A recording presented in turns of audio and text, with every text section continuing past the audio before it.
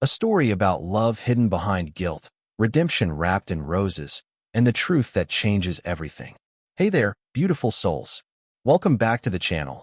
Or if you're new here, welcome to a story that's going to grip your heart and refuse to let go. Before we dive in, let me know in the comments, where in the world are you watching from? And hey, if you haven't hit that subscribe button yet, do it now. Trust me, you won't want to miss what happens next. Now let's get into it. The rose was dying. Elena Mercer held it between her fingers, watching the petals curl inward like secrets being swallowed. It was the last one from yesterday's batch, wilted, worthless, destined for the trash. But she couldn't throw it away. Not this one, because he would be here soon. She glanced at the cracked watch on her wrist. 7:47 a.m. 3 minutes. He was never late. Not once in 8 months.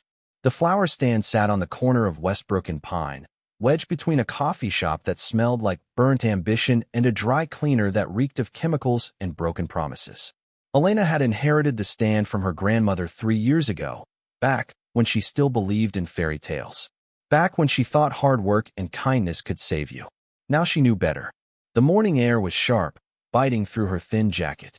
Her breath came out in white puffs as she arranged the fresh roses, deep reds, soft pinks, creamy whites. They were beautiful.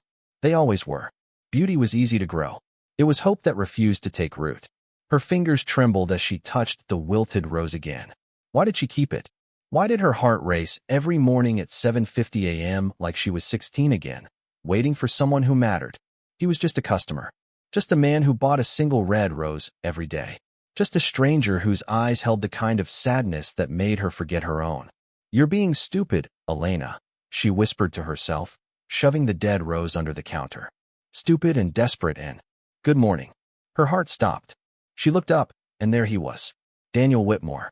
Except she didn't know his last name. Didn't know anything about him except that he wore expensive suits that probably cost more than her rent, and that his smile never quite reached his eyes. He was tall, broad-shouldered, with dark hair that always looked like he'd run his hands through it too many times. There was a scar above his left eyebrow, faint, but she'd memorized it. She'd memorized everything about him without meaning to. "Good morning," she managed, hating how breathless she sounded. He stepped closer, and she caught his scent, something clean and woodsy, like forests after rain. It made her think of things she'd never have. Safety, warmth, a life that didn't involve scraping by. "The usual?" she asked, even though she already knew. His lips curved into something that might have been a smile if it wasn't so heavy with things unsaid. The usual. She reached for a perfect red rose, its petals tight and promising. But her hand hesitated. Why did he come here? There were a dozen flower shops between here and the financial district. Places with air conditioning and credit card machines that actually worked. "Here," she said, handing it to him. Their fingers brushed. It lasted half a second, maybe less. But electricity shot up her arm, and she saw something flicker in his eyes, something raw and desperate and familiar. He pulled back like she'd burned him. "How much?" His voice was rougher than usual. "Same as always. $5. He handed her a 20. "Keep the change." "I can't. Please." The word came out like a plea, and something in her chest cracked. "Let me do this one small thing." Before she could argue, he was walking away, the rose clutched in his hand like it was the only thing keeping him tethered to earth. Elena watched him disappear into the morning crowd, her heart hammering against her ribs. She looked down at the $20 bill in her hand. It was crisp, new, like everything else about him. But when she turned it over, her breath caught. Written in the margin, in handwriting so small she almost missed it, were 3 words. "I'm so sorry." Her hands started shaking. Sorry? Sorry for what? She grabbed the counter to steady herself, her mind spinning. This wasn't the first time. 2 weeks ago, he'd left a 50 with the words, "Forgive me," scrawled in blue ink. Last month, a $100 bill with just her name, Elena. How did he know her name? The cold air suddenly felt suffocating. She looked around, at the peeling paint on her grandmother's stand, at the faded sign that read Mercer's flowers and letters that had once been gold. This place was all she had left. After her father's factory closed, after the bank took their house, after her mother's heart gave out from the stress, this stand was her last piece of solid ground. And this man, this stranger who bought roses like they were prayers, knew her name, knew something, was hiding something. Elena's phone buzzed in her pocket. She pulled it out with trembling fingers. Unknown number. You need to stop selling to him. Her blood turned to ice. Elena, who is this? The three dots appeared, disappeared, appeared again. Unknown number. Someone trying to save you. Daniel Whitmore isn't who you think he is. And if you knew the truth, you'd burn every rose he's ever touched. The phone slipped from her hand, clattering onto the wooden counter. She stood there, frozen, as the morning sun climbed higher and the city woke up around her. People passed by, businessmen, students, mothers with strollers. Normal people living normal lives. And Elena Mercer, flower girl with dirt under her nails and hope in her chest, realized something that made her stomach turn. The man she'd been falling for might be the monster who destroyed everything. What do you think? Should Elena trust the warning, or is someone trying to tear them apart? Drop your thoughts in the comments below, and don't forget to subscribe. This story is about to get wild. Elena didn't sleep that night. She lay in her tiny studio apartment, staring at the ceiling where water stains formed shapes like accusing fingers. The text message glowed in her mind, burning brighter than the streetlight outside her window. Daniel Whitmore isn't who you think he is. She'd Googled the name for 3 hours straight. Found nothing. No social media, no LinkedIn profile, no digital footprint at all. In a world where everyone existed online, Daniel Whitmore was a ghost. Or he was hiding. At 3 a.m., she finally gave up and pulled out the shoebox from under her bed. Inside were the bills he'd left, 17 of them, each with a message. She spread them across her threadbare blanket like tarot cards reading her future. I'm so sorry. Forgive me. Elena, you deserve better. I wish I could undo it. Her chest tightened. Undo what? She thought about her father, Thomas Mercer, the man who'd built Mercer Manufacturing from nothing. He'd employed 300 people, provided for 300 families. Until 5 years ago, when Whitmore Industries bought out their contracts, crushed their distribution deals, and systematically destroyed everything he'd built. Her father hung himself in the factory 6 months later. Whitmore Industries. Whitmore. No. Elena whispered into the darkness. No, it's just a coincidence. But her hands were shaking again. Morning came too fast. Elena opened the stand at 6 a.m., same as always. Her best friend Maya showed up at 6:30 with coffee and concern written all over her face. You look like death, Maya said, setting down 2 paper cups. She was everything Elena wasn't. Confident, put together, a paralegal at a downtown firm with a future that didn't involve freezing her ass off selling flowers. Didn't sleep. The mystery man again. Maya's eyes sparkled with the kind of romance Elena couldn't afford to feel. Girl, when are you going to actually talk to him? Like, have a real conversation? Elena's laugh was bitter. What would I even say? How about, hi, you're gorgeous, want to grab dinner? Maya leaned against the counter. You've been doing this dance for 8 months. Either make a move or stop torturing yourself. Elena wrapped her hands around the coffee cup, letting it burn her palms. What if he's dangerous? Dangerous? Maya's eyebrows shot up. He buys flowers, Elena. That's like the opposite of a red flag. What if? She stopped herself. The text message felt too crazy to say out loud. Never mind. But Maya was watching her with those sharp lawyer eyes that missed nothing. What happened? Before Elena could answer, she saw him. 7:50 a.m. Right on time. But today was different. Today he wasn't alone. A woman walked beside him, tall, blonde, perfect in the way that required personal trainers and trust funds. She wore a cream cashmere coat that probably cost more than Elena's entire inventory. And she was laughing at something Daniel said, her hand resting possessively on his arm. Elena's stomach dropped. Is that him? Maya whispered. Elena couldn't speak, couldn't breathe. She watched them approach, watched the woman smile, watched Daniel's face, and saw nothing. No warmth, no emotion, just a mask. They stopped at the stand. Good morning. Daniel's voice was carefully neutral. I'd like to buy a rose. The woman beside him rolled her eyes. Daniel, we're going to be late for the board meeting. Board meeting. Of course. Elena's hands moved on autopilot, reaching for a red rose. But the woman, whoever she was, made a sound of disgust. Not red. Red is so common. She pointed at a white rose. That one. Something in Elena snapped. The white roses are $12. I don't care what they. I'll take the red one. Daniel's voice cut through like steel. He looked at Elena then, really looked at her, and she saw desperation in his eyes. The red one. Please. The woman huffed. Honestly, Daniel, I don't know why you insist on stopping at this place. Like Elena's entire life was beneath notice. Wait in the car, Victoria. It wasn't a request. Victoria's perfect face twisted with irritation, but she stalked away, her heels clicking like gunshots against the pavement.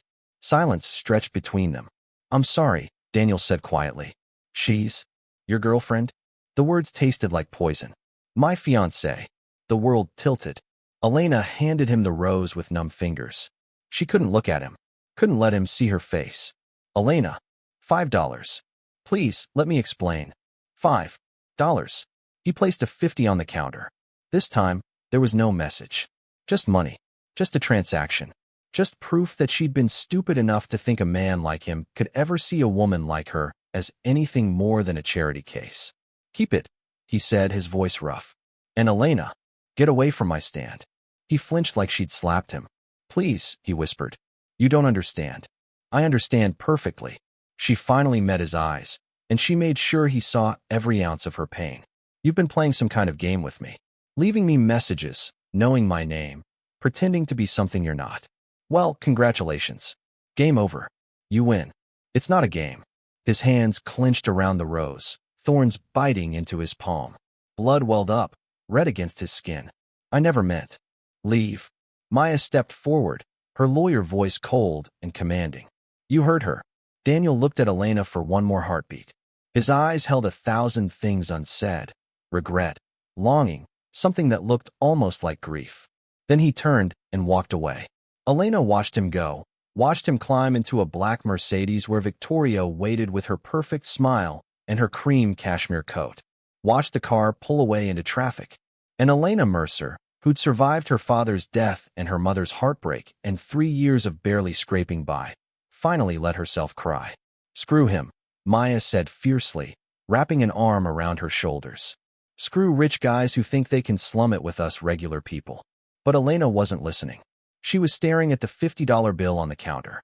There, in tiny letters along the edge, were new words. I'm the son of the man who killed your father. And I've been trying to find the courage to tell you for 8 months. The ground disappeared beneath her feet. Whitmore. Daniel Whitmore. The heir. The enemy. The man she'd been falling in love with was the man responsible for destroying everything she'd ever had. Are you seeing this? Drop a comment and tell me what Elena should do next. Confront him or walk away forever. And hit that subscribe button because this story is about to explode. Elena burned the $50 bill. She held it over the small trash can behind her stand and watched the flames eat through the paper, through his words, through every stupid hope she'd ever let herself feel. The smoke curled up like a ghost, and she wished she could burn the memory of his eyes just as easily. Elena, stop. Maya grabbed her wrist, but it was too late. The bill crumbled to ash. His family killed my father. Elena's voice was hollow. And he's been coming here every day, buying roses, writing me messages like what? Like sorry would fix it. Maya's face went pale. Whitmore, as in Whitmore Industries. The son and heir, apparently. Elena laughed, and it sounded unhinged even to her own ears. I've been selling flowers to the prince of the empire that destroyed us. Her phone buzzed. Unknown number. Now you know. Stay away from him. He's poison wrapped in expensive suits. Elena, who are you? Unknown number.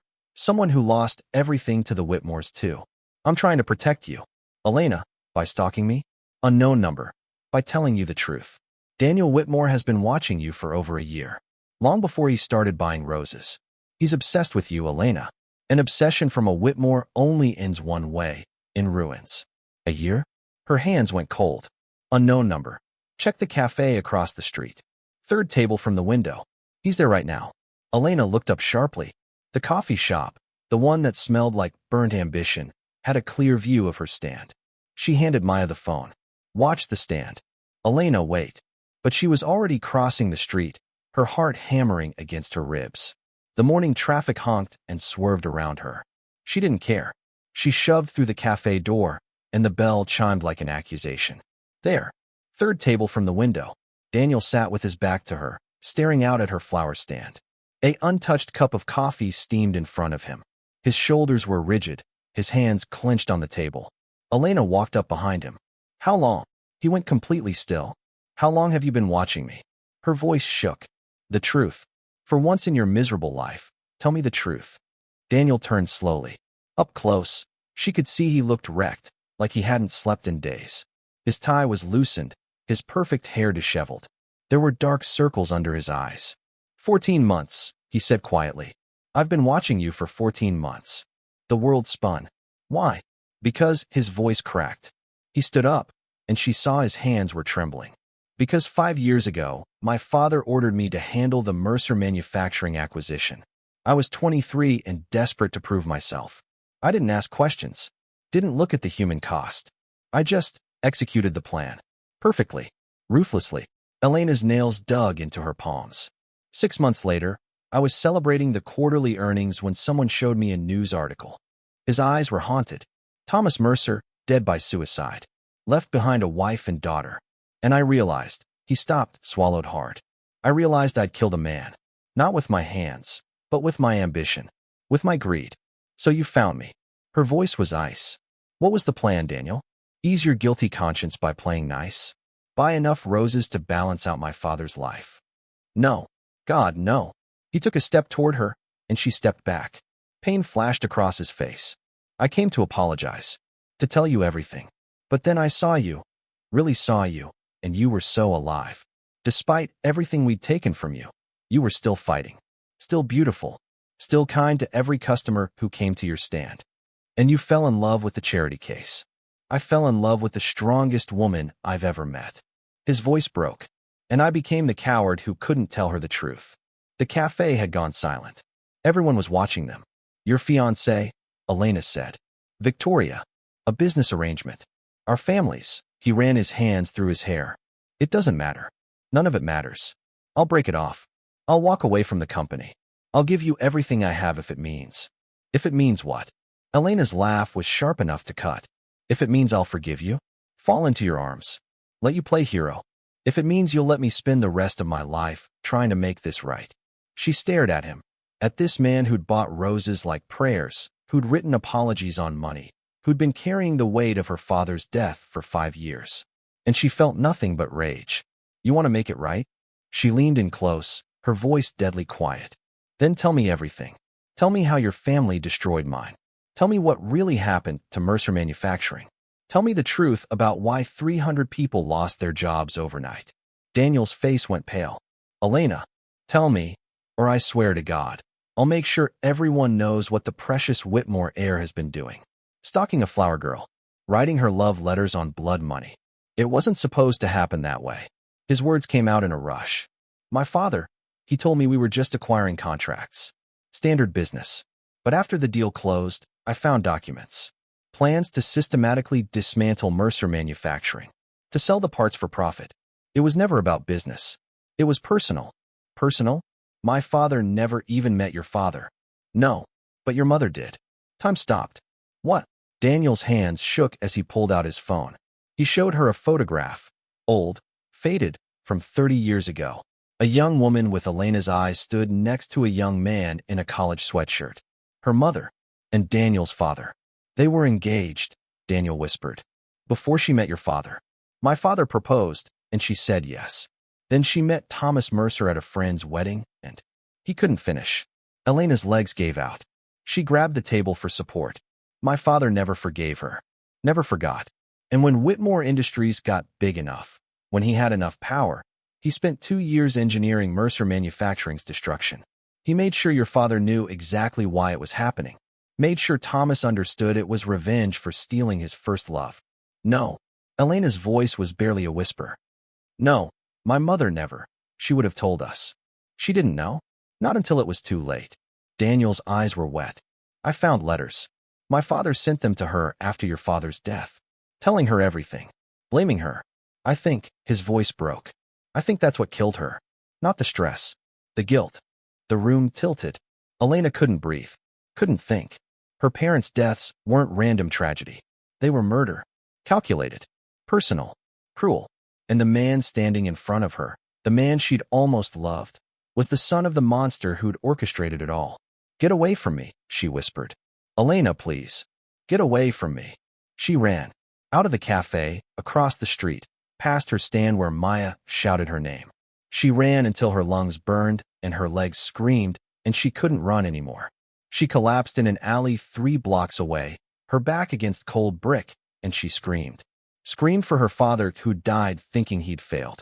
Screamed for her mother who'd carried devastating guilt to her grave. Screamed for the girl she'd been before today. The girl who still believed in kindness and roses and the possibility of love. Her phone buzzed. Unknown number. I'm sorry you had to learn this way. But now you know what the Whitmores are capable of. Stay away from Daniel, or he'll destroy you too. They always do. Elena stared at the message, tears streaming down her face. Then she stood up, wiped her eyes, and made a decision that would change everything. If Daniel Whitmore wanted to make things right, she'd let him. But not through apologies. Not through roses. Through revenge. This just got intense. What should Elena do? Forgive him or make him pay? Let me know in the comments. And don't forget to subscribe because this story is about to take you on the wildest ride. Elena didn't go back to the stand that day. She went to the public library on 5th Street, the one with computers older than her grief and Wi-Fi that barely worked. But it had something more valuable than speed: archives. She needed to know everything. For 6 hours, she dug through old newspaper articles, business journals, court records. She traced Whitmore Industries' history like following a trail of blood. Every acquisition, every hostile takeover, every family destroyed. There were dozens. The Whitmores didn't just ruin businesses, they annihilated them. And always, there was a pattern. They'd offer to buy, get refused, then systematically destroy the company from the inside. Steal key employees, undercut prices, spread rumors, sabotage deals. It was personal every single time. By the time the library closed at 8 p.m., Elena had filled a notebook with names, dates, connections. And she'd found something else, something that made her hands shake. Whitmore Industries was going public in 3 months.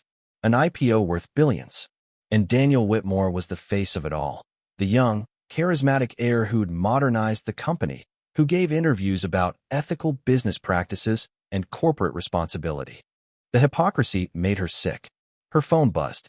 Maya, for the 14th time. Maya, where are you? I closed the stand. I'm worried. Elena, I'm fine. I need you to do something for me. Maya, anything. Elena, remember that corporate lawyer you dated? The one who worked on IPOs? Maya, Travis? Yeah, why? Elena, I need to meet him. Maya, Elena, what are you planning? Elena, justice. Travis Chin met her at a 24-hour diner in Chinatown. He was exactly as Maya described, sharp-eyed, expensive suit even at 9 p.m., and the kind of careful that came from handling other people's billions. Maya said you needed advice about Whitmore Industries. He sipped his coffee, studying her. Why? Elena laid out her notebook. Because I want to destroy them. To his credit, Travis didn't laugh. He leaned forward, flipping through her pages. His expression grew more serious with each turn. This is comprehensive. Where did you get this information? Public records. News archives. It's all legal. She met his eyes. Tell me how to use it. Use it how? To stop their IPO? To expose them? To make sure the world knows what the Whitmores really are? Travis sat back, fingers steepled. You'd need proof of ongoing criminal activity. Historical bad business practices aren't enough. Investors expect ruthlessness. But fraud, embezzlement, insider trading. He paused. Those would tank an IPO instantly. What if I could get that proof? How? Elena's jaw tightened. What if someone on the inside helped me? You mean Daniel Whitmore? It wasn't a question. Travis's eyes were too knowing. Maya told me about him. The Rose guy. He says he wants to make things right. And you believe him? I believe he's desperate enough to do something stupid. Elena leaned forward. If he gave me access to internal documents, emails, financial records, could you use them? Travis was quiet for a long moment. If you're serious about this, you need to understand the risk. The Whitmores have lawyers who could bury you in litigation for decades. They have connections that reach everywhere. And if Daniel finds out you're using him, he shook his head. Men like that don't take betrayal well. He betrayed me first. He and his whole family. Revenge is expensive, Elena. It'll cost you more than money. She thought of her father's last day. Her mother's broken heart. 300 families destroyed for one man's petty grudge. I don't care what it costs. Travis studied her for another moment, then nodded.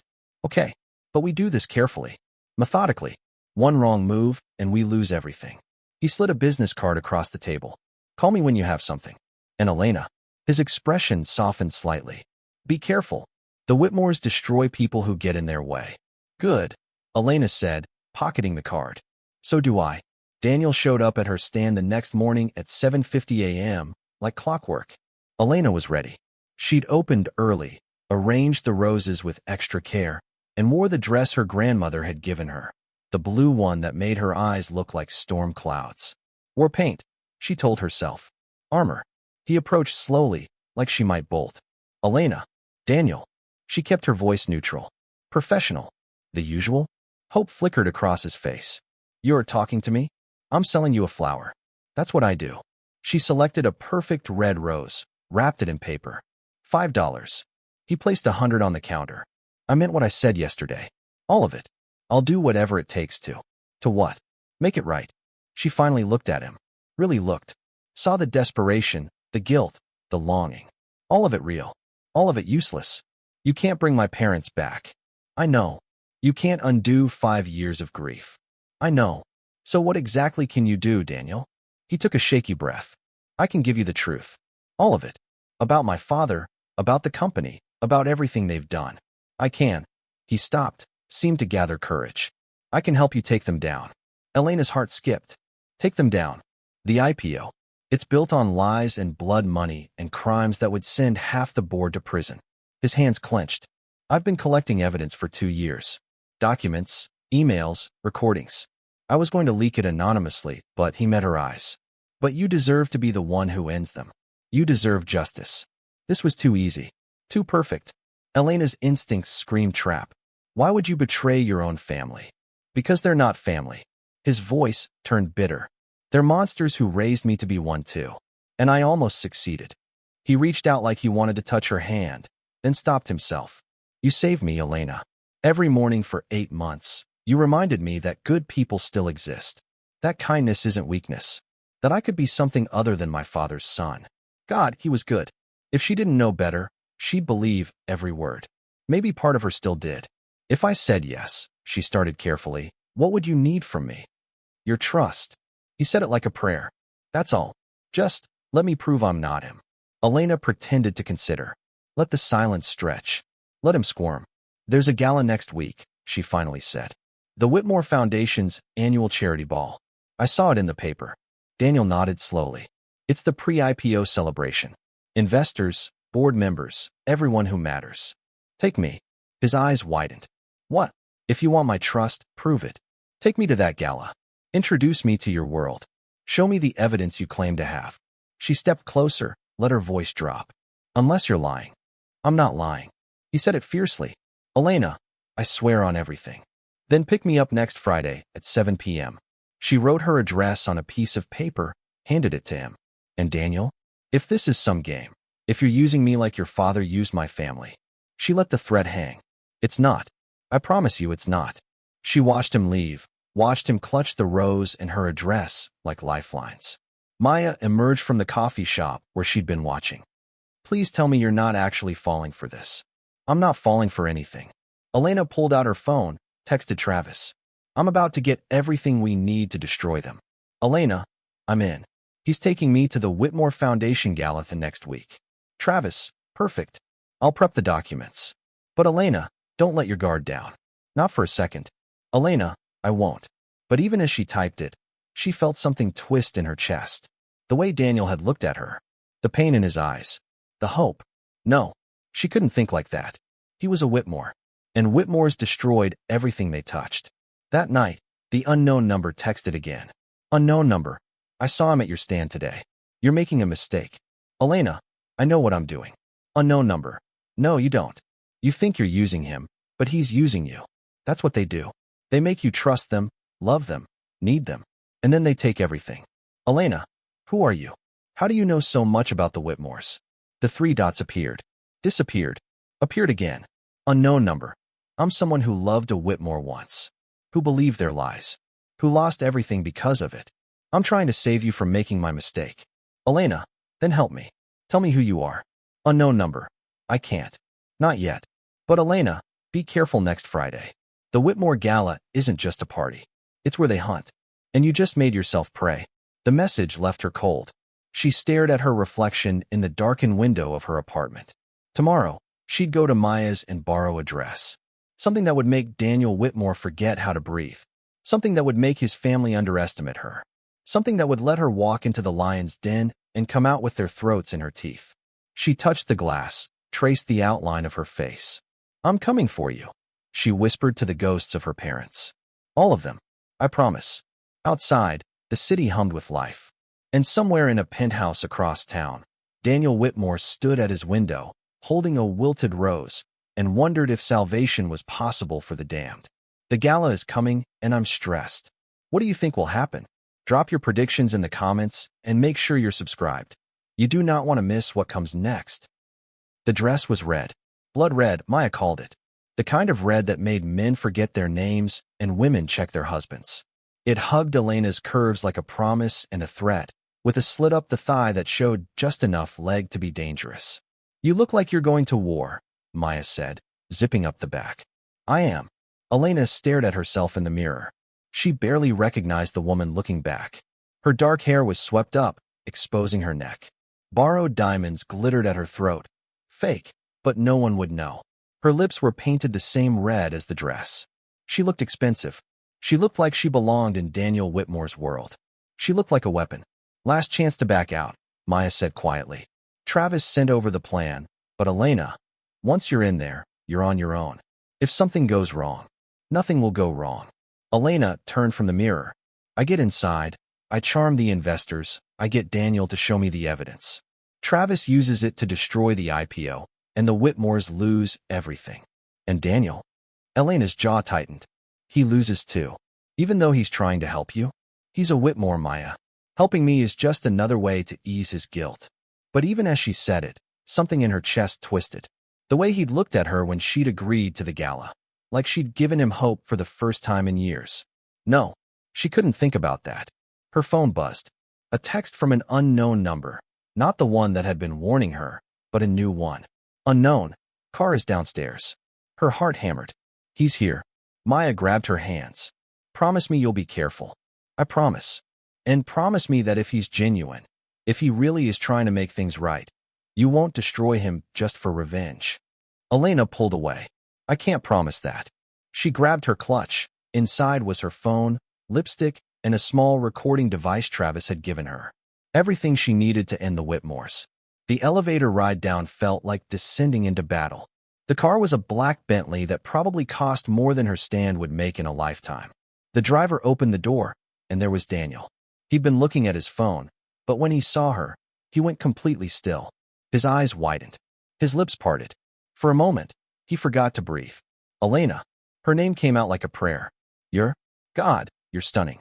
She slid into the seat beside him, hyper-aware of the space between them. He wore a tuxedo that fit him like it was made for his body, which it probably was. His hair was perfect, his jaw cleanly shaved. He looked like old money and new power. He looked like the enemy. You clean up nice yourself, she said, keeping her tone light. The car pulled away from the curb. Through the tinted windows, Elena watched her neighborhood disappear. The cracked sidewalks, the flickering streetlights, the world she knew. They drove toward downtown, toward glass towers that scraped the sky, toward wealth she couldn't imagine. I wasn't sure you'd actually come, Daniel said quietly. I keep my promises. Even when you hate the person you made them to. She turned to face him. In the dim light of the car, his eyes were dark, unreadable. I don't hate you, Daniel. You should. Oh, I should do a lot of things. She let her gaze drop to his mouth, then back up. Watched his breath catch. But I've never been very good at doing what I should. The tension in the car became electric. Daniel shifted closer. Elena, before we get there, I need you to know, my father will be at this gala. And Victoria. And people who will say things about you, about us. I won't let them disrespect you. But I can handle myself. I know you can. That's not what I'm worried about. He reached out, hesitated, then gently took her hand. His thumb traced her knuckles. I'm worried about losing you before I ever really had you. Elena's heart stuttered. His touch was warm, careful, reverent, like she was something precious, something worth protecting. She pulled her hand away. You can't lose what was never yours. Pain flashed across his face, but he nodded. Right? Of course. The rest of the drive passed in silence. The Whitmore Foundation Gala was held at the Grand Belmont Hotel, the kind of place where even the air felt expensive. A red carpet stretched from the curb to golden doors. Photographers clustered like vultures, cameras flashing as guests arrived.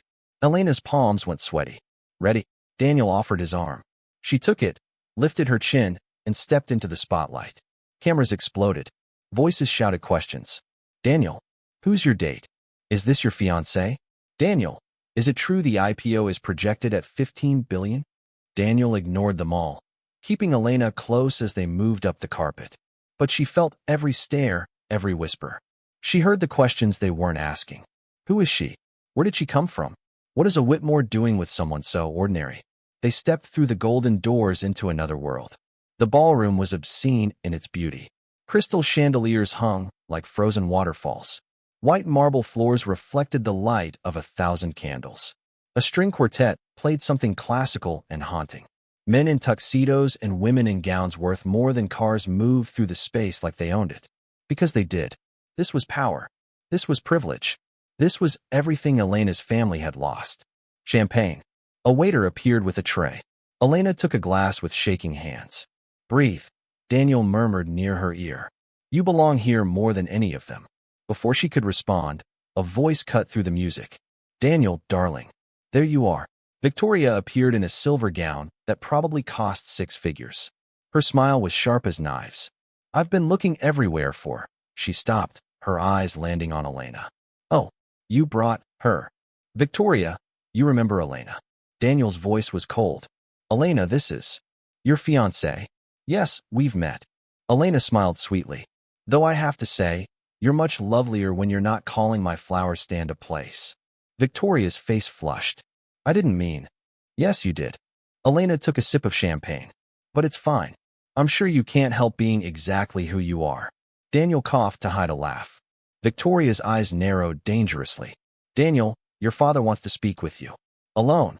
Then he can wait. It's about the IPO. It's important. Elena is more important. The words hung in the air between them. Victoria's perfect composure cracked. For just a moment, Elena saw genuine hurt in her eyes. Fine. Victoria's voice was ice. But don't say I didn't warn you when he destroys her like he destroys everyone who gets in the way of this family. She swept away, leaving a trail of expensive perfume and barely concealed rage. Daniel let out a breath. I'm sorry. She's exactly what I expected. Elena scanned the room. Where's your father? Why? Because I want to meet the man who killed mine. Daniel went pale. Elena, that's not a good idea. You said you'd give me the truth. That includes facing him. She met his eyes. Unless you're protecting him. I'm protecting you. I don't need protection. I need justice. She started walking toward the center of the ballroom, where a cluster of older men in expensive suits held court. Which one is he? Daniel caught her arm. Elena, please. My father is dangerous. If he suspects you know, then you'd better be a very good actor. She pulled free and kept walking. At the center of the group stood a man in his 60s, tall, silver-haired, with Daniel's eyes and a smile that didn't reach them. He was holding court, telling some story that had the other men laughing.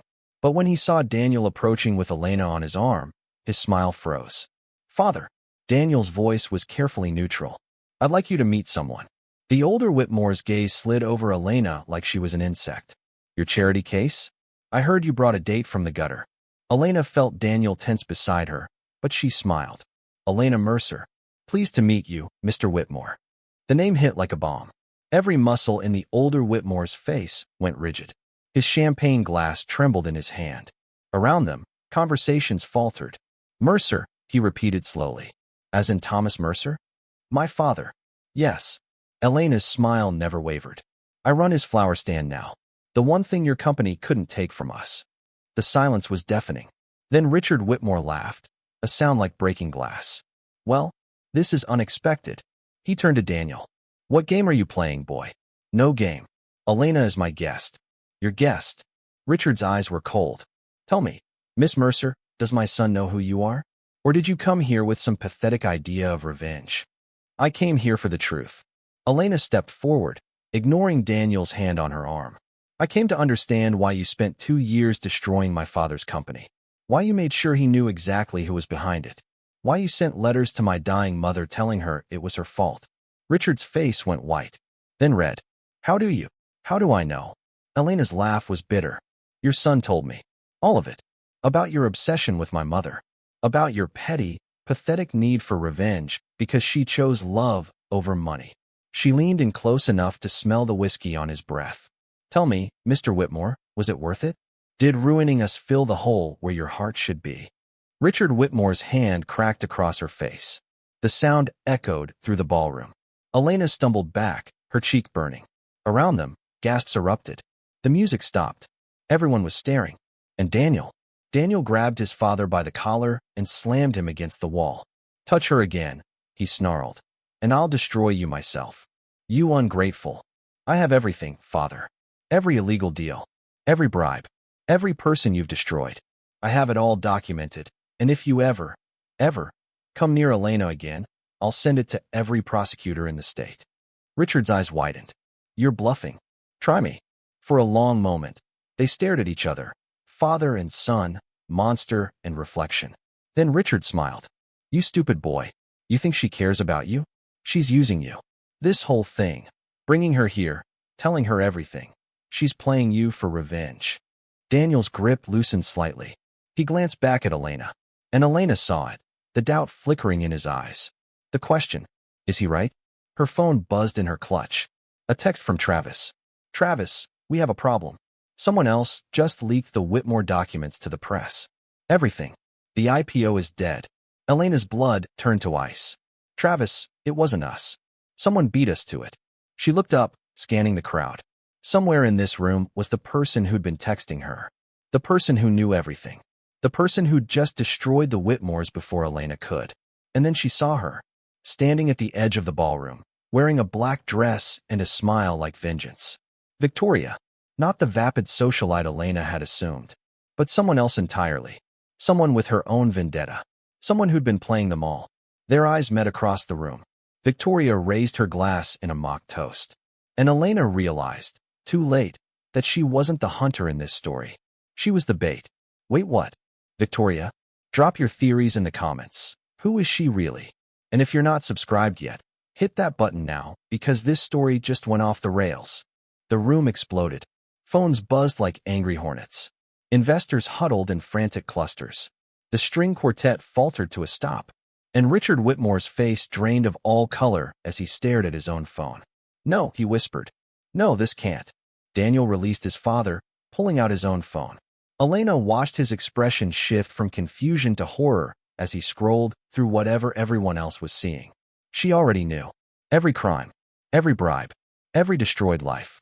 All of it leaked to the press simultaneously. The Times, the Journal, Reuters, Bloomberg, complete with documents, emails, recordings. Evidence that would send half the Whitmore board to prison. The IPO was dead before midnight. It was you. Richard Whitmore's voice shook with rage as he stared at Daniel. You did this. You betrayed your own family for some. It wasn't him. Everyone turned. Victoria stood there, still smiling, holding her phone like a weapon. It was me. The silence was absolute. What? Daniel's voice was barely a whisper. Oh, Daniel. Victoria's laugh was cruel. Did you really think I wanted to marry you? That I gave a damn about this family's legacy? She walked forward, her heels clicking against marble. I've been waiting 5 years for this moment. Richard lunged for her, but security appeared from nowhere. Not hotel security, Elena realized. Private guards. Victoria's guards. You might want to hear what I have to say before you do something stupid. Victoria gestured, and the guards stepped between her and Richard. After all, I'm not the only one who wanted the Whitmores destroyed. She looked directly at Elena. What are you talking about? Elena's voice was steady despite her racing heart. Come on, Elena. We both know why you're really here. Victoria circled closer. You didn't come to this gala for Daniel's pretty eyes. You came for revenge. Just like me. I don't know what you. My mother was Sarah Chun. Victoria's voice cut like a blade. She worked at Mercer Manufacturing. She was the head of accounting. And when the Whitmores destroyed your father's company, they made sure to blame her for financial irregularities that never existed. She went to prison for embezzlement. Served 3 years before Victoria's voice caught. Before she killed herself in her cell. Elena felt the ground shift beneath her feet. Sarah Chun. She remembered the name from the trial. Everyone had thought. My mother was innocent, Victoria continued. Framed by the Whitmores to cover their tracks. And I swore I'd make them pay. She turned back to Daniel, her smile returning. So I seduced the heir. Made him fall in love with me. Got him to propose. Got access to everything I needed. Daniel looked like he'd been gutted. You never. Loved you? God, no. Victoria's laugh was sharp. You were a means to an end. A pathetic, guilt-ridden means to an end. Around them, phones continued buzzing. Elena could hear fragments of panicked conversations. Stock is crashing. Federal investigation. Criminal charges. The Whitmore empire was burning in real time. Richard Whitmore stumbled backward, aged a decade in seconds. We're ruined. Everything ruined. Yes. Victoria savored the word. Just like you ruined my mother. Just like you ruined the Mercers. Just like you've ruined hundreds of families. She pulled out a small flash drive, held it up. And this? This is the backup. Insurance that you'll never claw your way back. You can't, Richard's voice broke. I'll have you killed. You'll what? You have no power anymore, old man. No money. No influence. Nothing. Victoria's eyes glittered with satisfaction. You're finally as powerless as all the people you destroyed. Elena should have felt triumphant. This was everything she'd wanted. The Whitmores on their knees, their crimes exposed, justice finally served. But all she felt was cold. Because Victoria wasn't done. There's just one loose end. Victoria turned to Elena, and her smile turned predatory. You? Me? Did you really think those texts came from a concerned stranger? Victoria pulled out another phone, the one she'd been using to message Elena. I've been watching you for over a year. Watching Daniel become obsessed with you. Watching him fall in love. And I realized you were perfect. Perfect for what? For breaking him completely. Victoria gestured at Daniel, who stood frozen, his face a mask of devastation. See, destroying the company would hurt Richard. But destroying Daniel's one chance at redemption? That would hurt him more. Elena's stomach turned. What did you do? I made sure everyone knew about Daniel's little obsession. About how he stalked a flower girl for over a year. About how he used information from his family's crimes to manipulate you into trusting him. Victoria showed her phone screen, dozens of photos. Daniel watching Elena's stand from the cafe. Daniel following her home. Daniel searching for her online. Out of context, it looked like the behavior of a predator. I've already sent these to every news outlet, Victoria said. By tomorrow, Daniel Whitmore won't just be the son of a criminal. He'll be a stalker. A manipulator. Someone who preyed on his family's victim to satisfy his own sick needs. That's not true, Elena said, but her voice shook. Because some of it was true. He had watched her. Had kept secrets. Had used his knowledge to get close to her. Isn't it? Victoria stepped closer. Tell me, Elena, did he ever mention that he was the one who personally oversaw your father's business destruction? That he was in the room when Richard sent those letters to your mother? That he could have stopped it all, but chose his father's approval instead? Elena looked at Daniel. Is that true? His silence was answer enough. Daniel. Her voice broke. Tell me she's lying. I was there, he whispered. God, Elena, I was there. I watched my father dictate those letters. I saw your mother's name on the list. And he couldn't finish. You did nothing. I was 23. I was a coward. I was a Whitmore. Elena's laugh was hollow. You were being exactly what you were raised to be. She turned to leave, but Victoria's voice stopped her. Oh, and Elena? One more thing. Victoria's smile was vicious. I told the press that Daniel's been giving you money. Thousands of dollars over the months. They're calling it hush money. Suggesting you knew about the Whitmore crimes and took payment to keep quiet. What? Elena's blood ran cold. I never. The money was for the roses, I didn't. Doesn't matter what the truth is.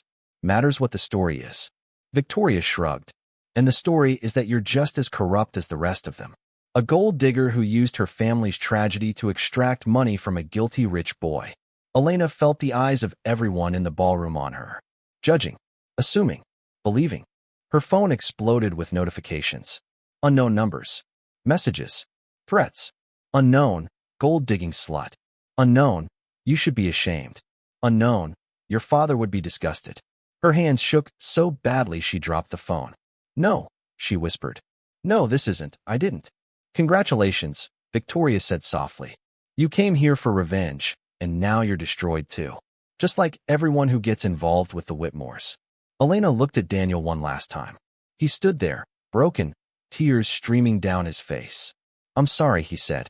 Elena, I'm so sorry. I never meant. But she was already running. Through the ballroom, past the photographers who were now shouting her name with recognition and condemnation. Through the golden doors. Down the red carpet that felt like a gauntlet. Into the street where the rain had started to fall. She ran until she couldn't breathe. Until her borrowed heels broke and she had to kick them off. Until the red dress was soaked and ruined and clinging to her like blood. She collapsed in an alley 4 blocks away, her back against cold brick, and she sobbed. For her parents who'd died for nothing. For her reputation, now destroyed. For Daniel, who'd tried to be better than his blood but failed. For herself, the girl who'd believed she could win against monsters. Her phone, somehow still in her clutch, buzzed one more time. Maya, where are you? The news is everywhere. Elena, talk to me. But Elena couldn't talk. Couldn't think.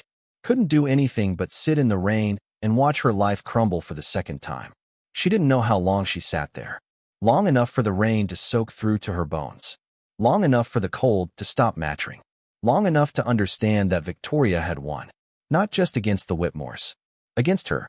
Because Elena had come to that gala with her own plans for revenge. She'd been ready to use Daniel, to betray him, to watch him fall just like he'd watched her father fall.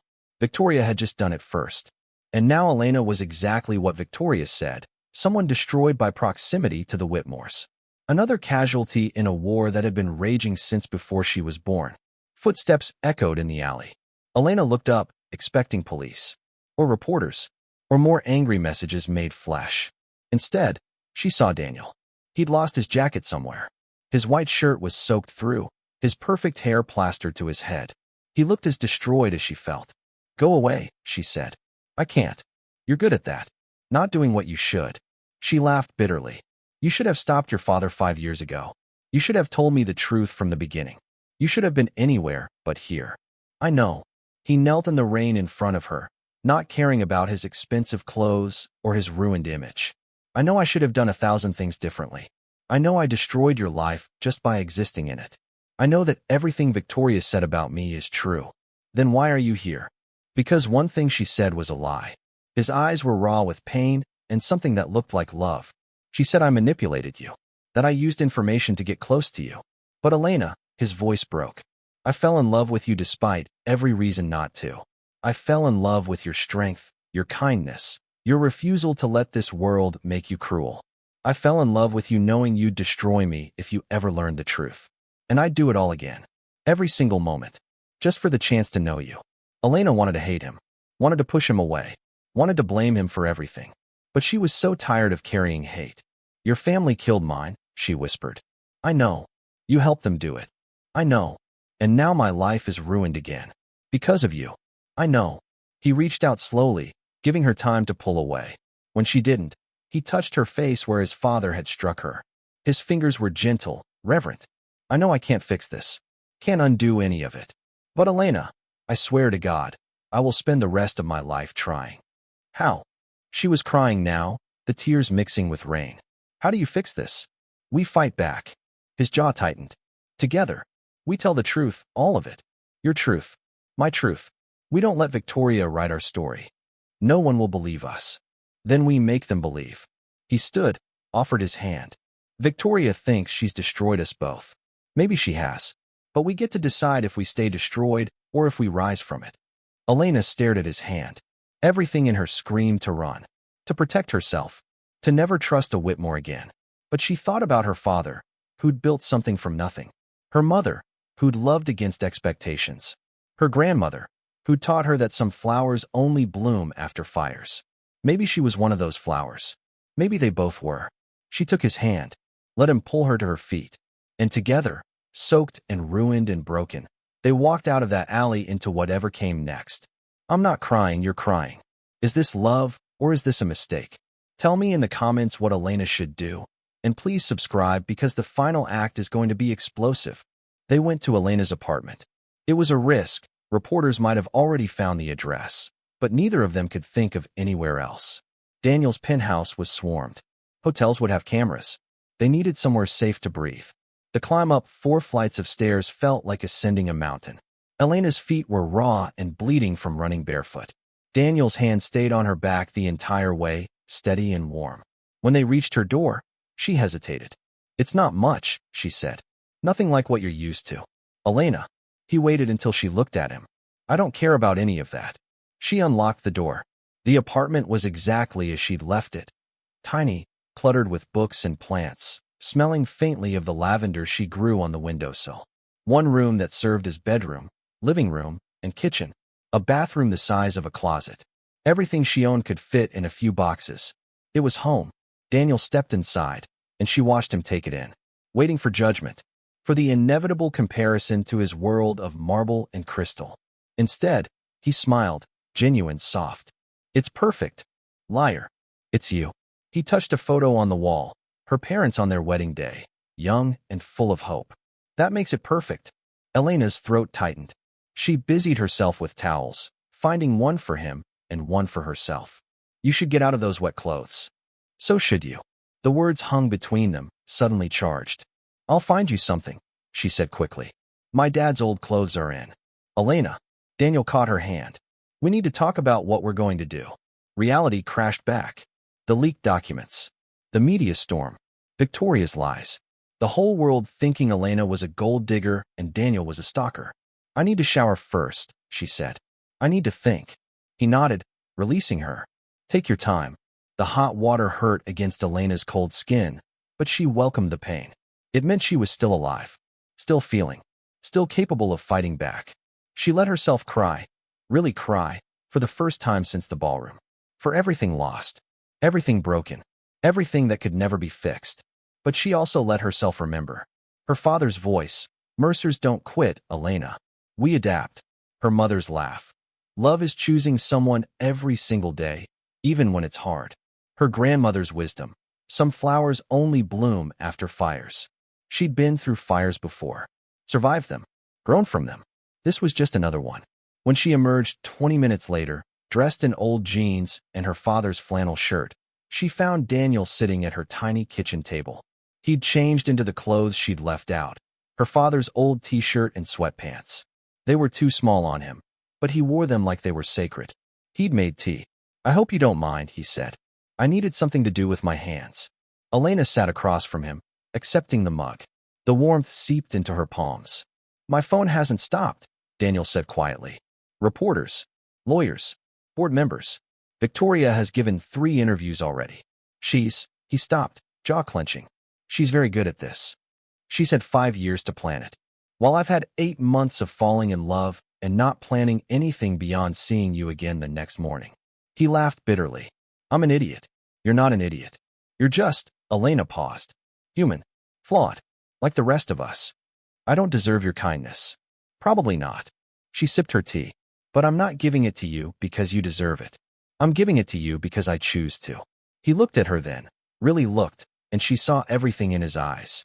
The love, the guilt, the desperate hope that somehow, despite everything, they could find a way through this. "Tell me about the evidence you collected," she said. "The real story. All of it." Daniel took a shaky breath. "I started 2 years ago, after I found the letters my father sent your mother. I couldn't." He stopped, composed himself. "I couldn't live with myself anymore. So I started documenting everything. Every illegal deal. Every bribe. Every family destroyed. I thought if I collected enough evidence, I could take it to the authorities. Bring down the company from the inside. Atone for what I'd done. But you didn't. I was a coward. I kept telling myself I needed more proof. More evidence. One more piece before I was ready." He met her eyes.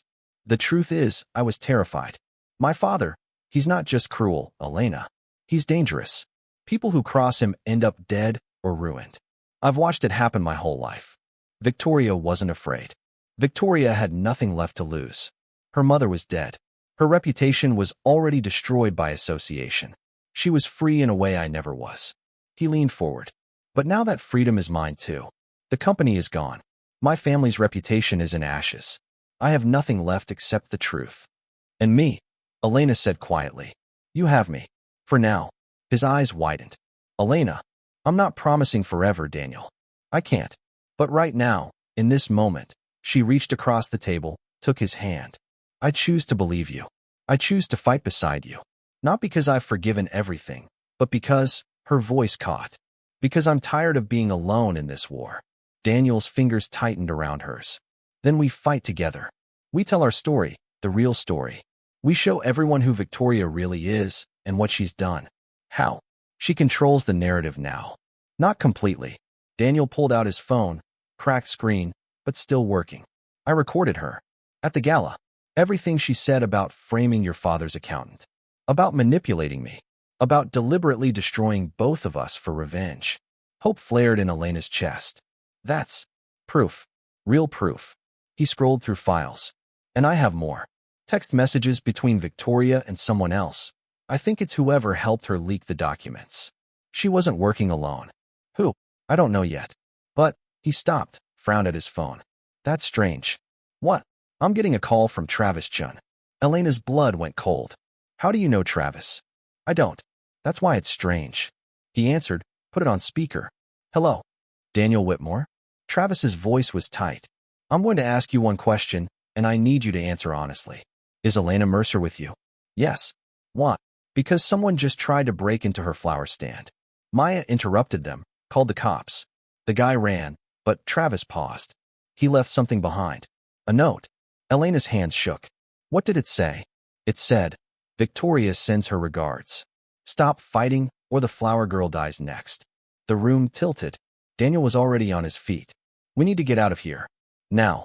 Wait. Elena tried to process. Victoria is threatening to kill me? She's tying up loose ends. Daniel was pulling her toward the door. She destroyed the Whitmores, destroyed me, destroyed your reputation. But as long as we're alive and have evidence, we're a threat to her. So she wants us dead. Not us. You. His face was grim. I'm already destroyed. My testimony means nothing. I'm a discredited stalker trying to save face. But you? You're the innocent victim. If you tell your story with my evidence to back it up, people will listen. Victoria can't let that happen. Elena's phone rang. Maya. Elena, where are you? Maya's voice was frantic. Don't go home, okay?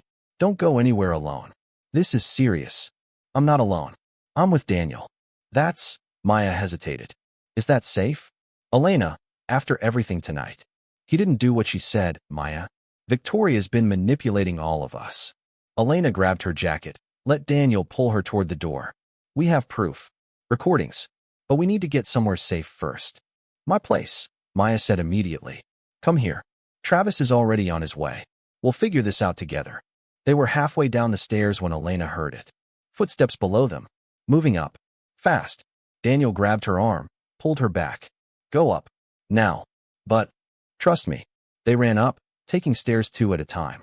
Behind them, the footsteps accelerated. Elena risked a glance back, saw a figure in black. Hood up, face hidden. They burst onto the roof. Cold wind hit them like a slap. Nowhere to go. 4 stories up, surrounded by other buildings, just out of reach. Trapped. The figure emerged from the stairwell. Pulled back their hood. Not a hired thug. Richard Whitmore. But different. Wild-eyed. Disheveled. Holding a gun with shaking hands. You did this, he said, voice cracking. Both of you. You destroyed everything I built. Father, Daniel stepped in front of Elena. Put the gun down. 40 years. 40 years I spent building this empire. And my own son, Richard's laugh was unhinged. You betrayed me for her. For the daughter of the woman who destroyed my life. Mom destroyed your life. Elena's voice was sharp. She chose love. That's not destruction. That's growth. Something you've never understood. She was mine. Richard screamed. She promised herself to me, and then threw me away like garbage. For what? For a factory worker? For a nobody? For a good man? Elena shot back. Something you've never been. The gun steadied. Pointed at her heart. Then you can die like your father. Knowing it's all your fault. No. Daniel lunged. The gun went off. Someone screamed. Elena realized it was her. But it wasn't Daniel who fell. It was Richard.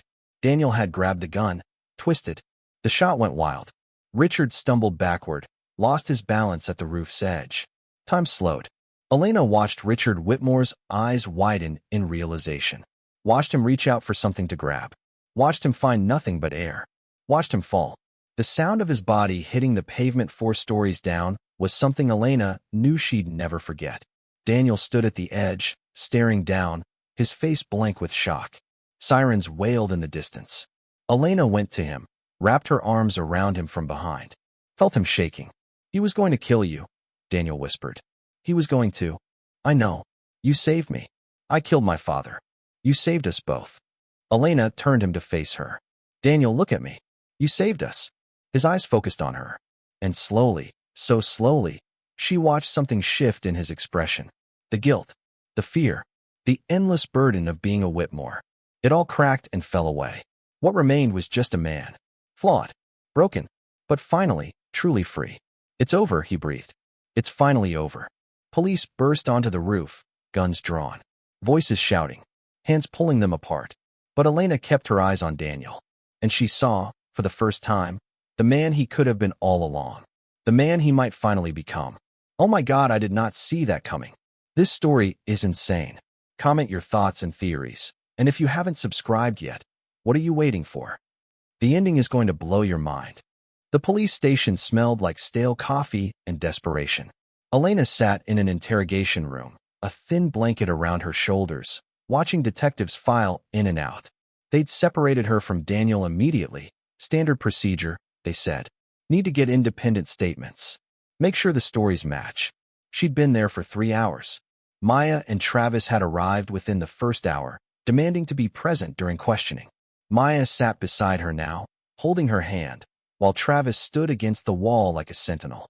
"Tell us again," Detective Morrison said, tired eyes studying Elena over reading glasses. "Why were you on that roof?" "We were running." Elena's voice was hoarse from repeating the same story. "Someone broke into my flower stand, left a threatening note. We went to my apartment to get clothes, heard footsteps following us. We ran to the roof. Richard Whitmore was there with a gun. And Daniel Whitmore, the son, he grabbed the gun. He saved my life. His father was going to shoot me. Because I knew the truth about what his family had done. Because I was a loose end." Elena leaned forward. "Detective, have you listened to the recording yet? The one Daniel took at the gala?" Morrison exchanged glances with his partner, Detective Reyes. "We're aware of a recording." "Then you know Victoria Chun orchestrated everything. She framed me as a gold digger. She threatened to kill me. We're looking into Ms. Chin's involvement," Reyes interrupted. "But right now, we're trying to understand what happened on that roof." "I told you what happened. You told us your version." Morrison pulled out a tablet, turned it to face her. "But we also have this." Elena's stomach dropped. The screen showed a news clip, already viral. The headline, "Whitmore heir kills father in rooftop confrontation."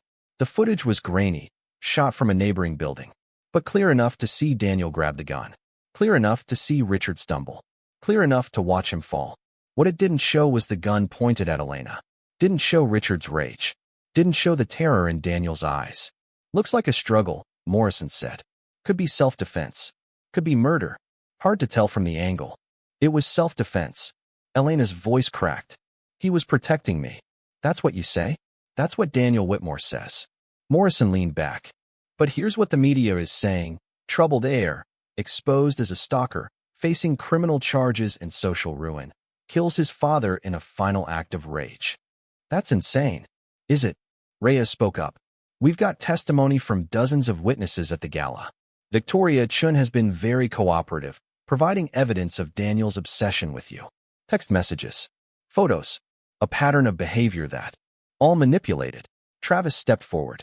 "Every piece of evidence Victoria provided has been carefully curated to tell a false narrative. I've been reviewing the files, and there are inconsistencies. Timestamps that don't match. Metadata that's been altered. That's a serious accusation, Mr. Chun. It's the truth. And if you actually listen to Daniel's recording instead of letting Victoria control the narrative." "We've listened to it." Morrison's voice was flat. "And yes, it's damning for Ms. Chun. But it doesn't change what happened on that roof." Elena felt the walls closing in. "What are you saying?" "I'm saying that whether it was self-defense or not, Daniel Whitmore killed a man. And given his mental state, his recent exposure, the public outcry," Morrison sighed. "The DA wants to charge him. At minimum, involuntary manslaughter. Possibly second-degree murder." "No." Elena stood up, so fast her chair fell backward. No, you can't. He saved my life. Then you'll testify to that. And a jury will decide if they believe you. Morrison stood too. But Ms. Mercer, you need to understand something.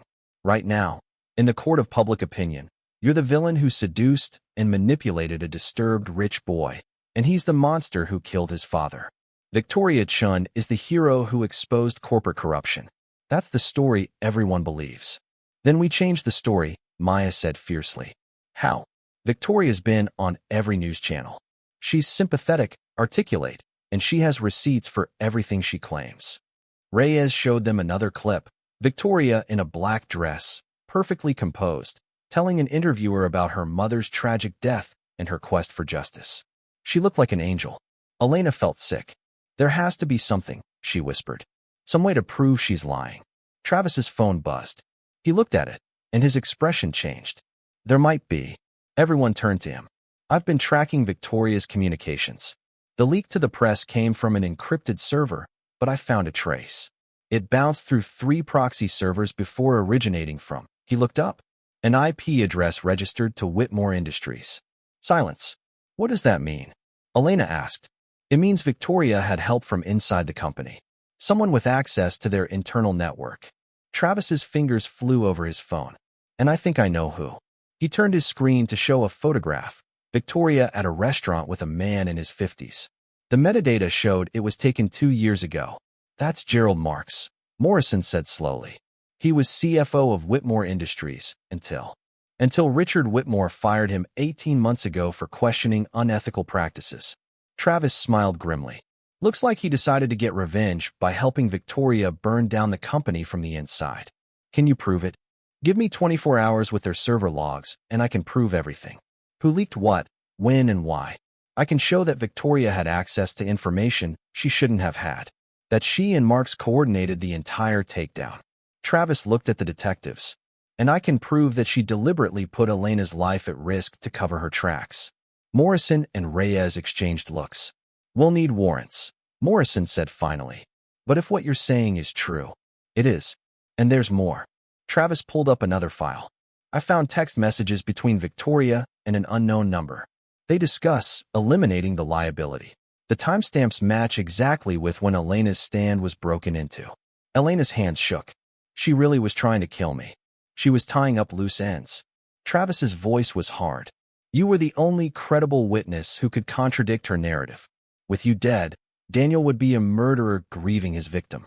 The story would be complete. But I'm not dead. Elena straightened her shoulders. And I'm done being Victoria's victim. She turned to the detectives. What do I need to do? The press conference was set for 6 p.m. They had 12 hours to prepare. 12 hours to build a case that would dismantle everything Victoria had constructed. Elena wasn't allowed to see Daniel. Not until after they'd both given formal statements. But Maya had gotten word to him through his lawyer. He knew what they were planning. He was ready. Travis worked through the morning, pulling data, building timelines, creating a digital fortress of evidence that Victoria couldn't refute. Maya coached Elena on how to handle reporters, how to stay calm under pressure, how to tell her truth without breaking. And Elena went to visit her parents' graves. She knelt in the wet grass, placed fresh roses against the headstones. I'm sorry it took so long, she whispered. I'm sorry I let hate consume me. I'm sorry I almost became the thing I was fighting against. Tears slipped down her cheeks. But I understand now. You didn't die because you were weak. You died because you loved. And love, real love, is the bravest thing in the world. She touched her father's name carved in stone. You built something beautiful, Dad. And they took it from you. But I'm going to make sure everyone knows what you were. Who you were. Not as a victim, but as a hero. Her mother's grave was next. Elena traced the dates. A life cut too short. You chose love over money. Over status. Over everything.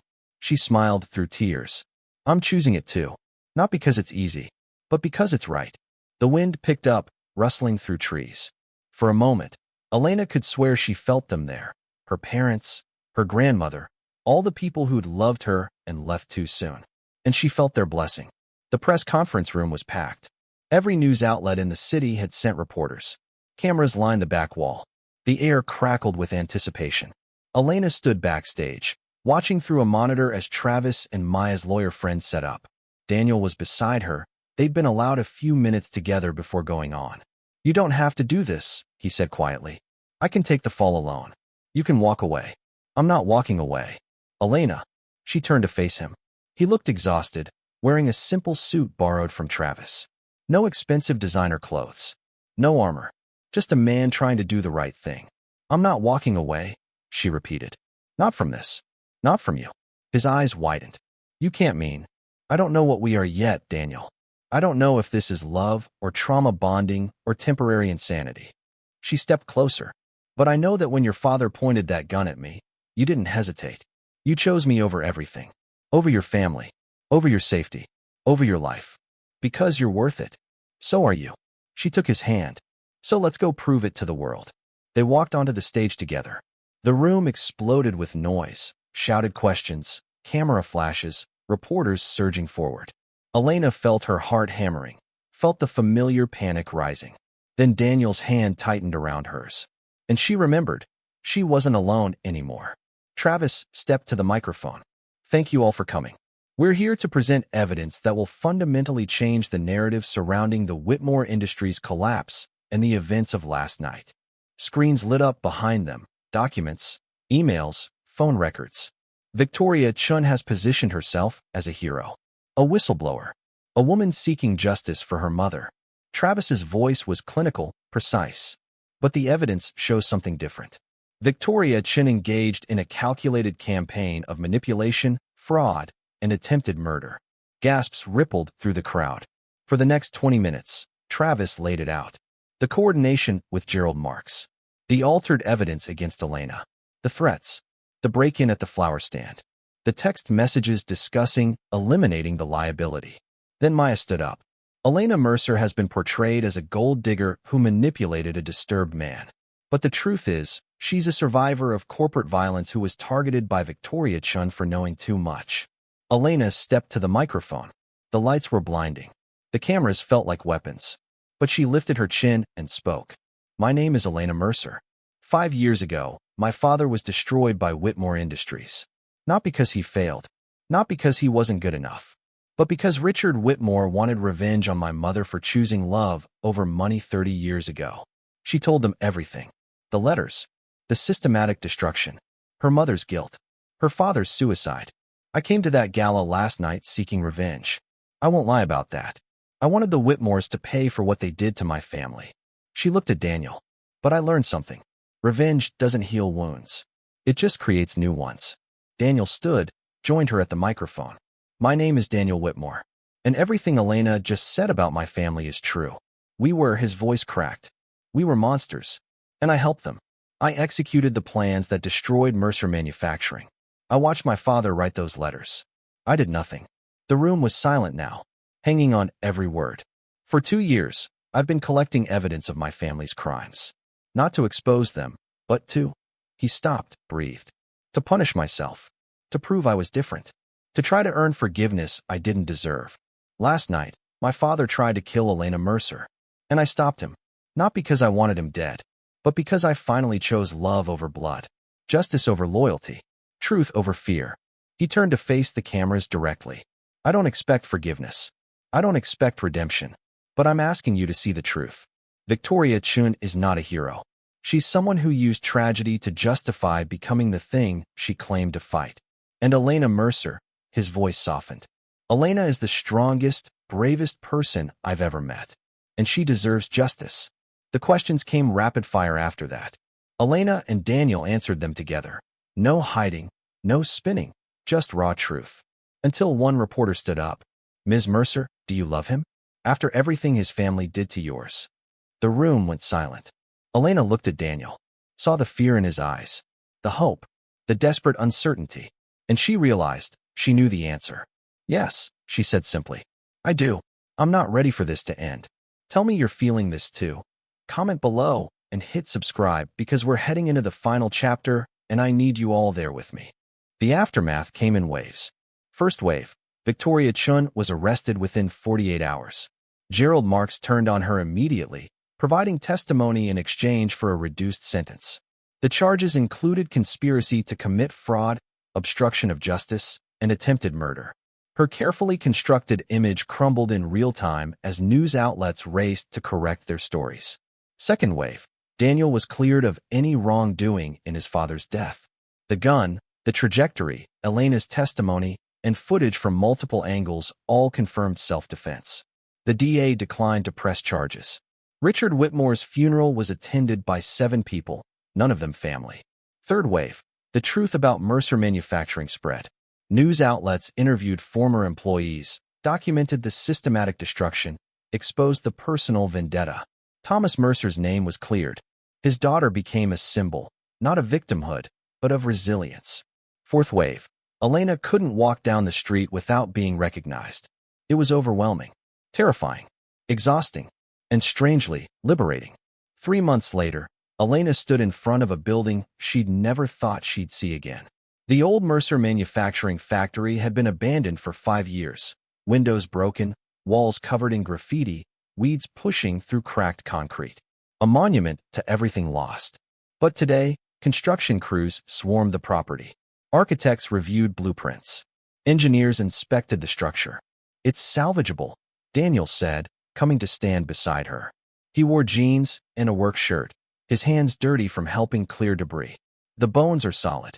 Everything else we can rebuild." Elena stared at the building where her father had spent his life, where 300 people had once worked, where dreams had been born and shattered.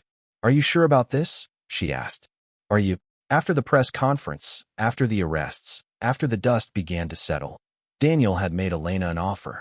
He'd liquidated everything he owned, every stock, every asset, every penny from his trust fund, and he'd placed it all in her hands. "Use it however you want," he'd said. "Donate it. Burn it. I don't care. It's blood money, and it belongs to the families we destroyed." Elena had thought for weeks. Consulted Maya, Travis, former Mercer Manufacturing employees. And together, they'd crafted a plan. Reopen the factory, not as it was, but as something better. A worker-owned cooperative. Sustainable manufacturing. Fair wages. Everything the Whitmores had never been. "I'm sure," she said now. "This is right." Daniel's hand found hers. Over the past 3 months, they'd been careful. Slow. Learning each other outside the chaos. No grand gestures. No rushing. Just existing together. Healing together. Some days were harder than others. Days when Elena woke up angry, remembering everything his family had taken. Days when Daniel retreated into guilt, convinced he didn't deserve happiness. Days when the weight of the past felt too heavy to carry. But they carried it together. "There's something I need to show you," Daniel said, pulling an envelope from his pocket. "I've been waiting for the right moment." Elena took it. Inside was a deed, the property deed for the factory building and surrounding land. Made out to Elena Mercer. "Daniel, this is yours. Completely. No strings. No conditions." His eyes were steady. "Your father built this place. Victoria and my family stole it. I'm giving it back. I can't accept." "You already did. I signed it over 2 weeks ago. The lawyers just finalized everything." He smiled softly. "Consider it a very late apology." Elena's vision blurred with tears. She looked at the building, her father's legacy restored. 300 jobs that would exist again. Families that would be supported. A community rebuilt. "Thank you," she whispered. "Thank you for letting me be part of it." Daniel gestured to the construction. "For letting me prove I can build instead of destroy. You're doing more than that." Elena turned to face him fully. "You're becoming someone new. Someone good. I'm trying." His hand came up to cup her face. "Every day, I'm trying to be worthy of you. You already are." She kissed him then, soft, sweet, full of promise. And for the first time in 5 years, standing on the ground where so much had been lost, Elena felt hope bloom in her chest. 6 months after that, the grand reopening was a celebration. Mercer Manufacturing 2.0 opened its doors with 75 employees, many of them workers from the original factory. The products were different now, sustainable goods, eco-friendly materials, but the spirit was the same. Community, quality, pride in work. Elena stood at the ribbon-cutting ceremony, scissors in hand, surrounded by people who'd fought beside her. Maya, beaming with pride. Travis, whose legal work had made all of this possible. Former employees, some with gray in their hair now, tears streaming down their faces. And Daniel, standing slightly back from the crowd. Not taking credit. Not seeking attention. just watching her with love in his eyes. "This is for my father," Elena said into the microphone, her voice carrying across the crowd. Thomas Mercer, who believed that business could be both profitable and ethical, who treated his workers like family, who built something beautiful and had it stolen from him. She looked up at the sky, bright blue, cloudless. "And this is for my mother, who taught me that love is always worth fighting for, even when it's complicated, even when it's hard, even when the whole world tells you it's wrong." Her eyes found Daniel's. Love is choosing someone every single day, even when they've hurt you, even when they've failed. Love is believing they can become better. Love is helping them get there. She cut the ribbon. The crowd erupted in cheers. And Elena Mercer, daughter of the man the Whitmores destroyed, walked into the factory her father built with her hand in the hand of the man who'd helped destroy it. Because redemption was real. And love, messy, complicated, imperfect love, was the most powerful force in the world. 1 year later, on a morning that smelled like roses and possibility, Daniel showed up at Elena's flower stand. She'd kept it. Even with the factory thriving, even with financial security, she'd kept the small wooden stand her grandmother had built. Because some things were sacred. Some roots ran too deep to abandon. He arrived at 7:50 a.m., right on time. "Good morning," he said, like he had every morning for the past 2 years. "Good morning." Elena smiled. "The usual?" Actually, Daniel knelt down on one knee, right there on the corner of Westbrook and Pine. "I'd like something different today."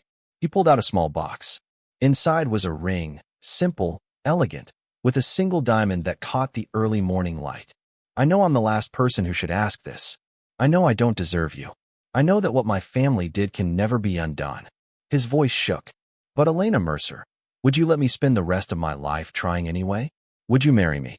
Elena looked at him. This man who'd been a monster and become a human. This man who bought roses like prayers. This man who'd chosen her over everything. She thought about her father, who'd believed in second chances. Her mother, who'd chosen love despite obstacles. Her grandmother, who'd taught her that some flowers only bloom after fires. "Yes," she said, pulling him to his feet. "Yes, I'll marry you." He kissed her as the morning crowd applauded, as car horns honked, as the city woke up around them. And Elena Mercer, who'd lost everything and found it again in the most unexpected place, finally understood. Justice wasn't just about revenge. Redemption wasn't just about suffering. Love wasn't just about forgiveness. It was about choosing every single day to build something beautiful from the ashes of something broken. It was about becoming who you were always meant to be. Together. The wedding was small. Maya was maid of honor. Travis walked Elena down the aisle, a role he'd earned by standing beside her through everything. Former Mercer manufacturing employees filled the pews. And at the altar, wearing a simple suit and the most genuine smile Elena had ever seen, stood Daniel. No Whitmore family attended. Most were in prison or exile. But Elena's family was there, in the flowers from her stand, in the photo of her parents on the altar, in the spirit of resilience that filled the room. "I've learned something in the past 2 years," Elena said during her vows. "That people aren't defined by their worst moments. They're defined by what they do after. How they grow. How they change. How they choose love over hate, even when hate would be easier." She took Daniel's hands. "You were born into darkness, but you chose light. You inherited cruelty, but you chose kindness. You were taught to destroy, but you learned to build." Her voice broke. "You're the bravest person I know, and I'm honored to be your wife." Daniel's tears fell freely as he said his vows. "I don't have pretty words. I'm not good at this. But I can promise you this." He squeezed her hands. "Every morning for the rest of my life, I'll show up. I'll buy the rose. I'll choose you. Not because I'm trying to earn redemption, but because loving you is the only thing I've ever done right." They kissed as husband and wife. And the flower girl who'd survived devastation became the woman who'd built an empire. Not of money, not of power, but of love, community, and the stubborn refusal to let tragedy define her. 5 years after their wedding, Elena stood in the garden behind their modest home, not a penthouse, but a real house with a yard where she grew roses. She was humming as she pruned, her hands dirty with soil, when she heard small feet running across grass. "Mama, Mama, look." A little girl with Daniel's dark hair and Elena's storm-gray eyes ran toward her, clutching a wilted dandelion like it was a treasure. It's beautiful, Sarah, Elena said, naming their daughter after the woman whose tragedy had sparked everything. For you. Sarah thrust the flower forward. Daniel appeared behind their daughter, carrying their son, Thomas, named for Elena's father. The baby was drooling happily, reaching for everything. We have a situation, Daniel said, trying to look serious but failing. Someone tried to give all the roses to the neighbor's dog. They were hungry. Sarah protested. Elena laughed, the kind of laugh that came from deep in the belly, from pure joy. She looked at her family, at the garden her grandmother would have loved, at the life she'd built from ruins. You know what? She kissed Sarah's forehead, then Daniel's lips, then Thomas's chubby cheek. I think feeding roses to dogs is exactly what we should be doing. They're just flowers. We can always grow more. Daniel's eyes went soft. I love you. I know. You show me every day. That night, after the children were asleep, Elena and Daniel sat on their porch swing. The factory lights were visible in the distance, operating a night shift now, employing 200 people. Do you ever regret it? Daniel asked quietly. Forgiving me? Choosing this? Elena thought about all she'd lost, all she'd gained, all the pain and joy and complicated beauty of the past 7 years. Not once, she said, because you gave me something more valuable than revenge ever could. What's that? A future. She rested her head on his shoulder. And proof that people can change. That love is stronger than hate. That endings can become beginnings. They sat in comfortable silence, watching the stars. And somewhere in the universe, Elena's parents looked down at their daughter, the girl who'd survived fires and bloomed anyway, and smiled. Because some stories end with revenge. But the best ones? They end with love. The end. Wow. Just wow. I'm emotional. You're emotional. We're all emotional. This story took us on such a journey. From pain to healing. From revenge to redemption. From hate to love. Thank you for being here for every single moment. If this story touched your heart, please leave a comment below telling me your favorite part. Was it the gala confrontation?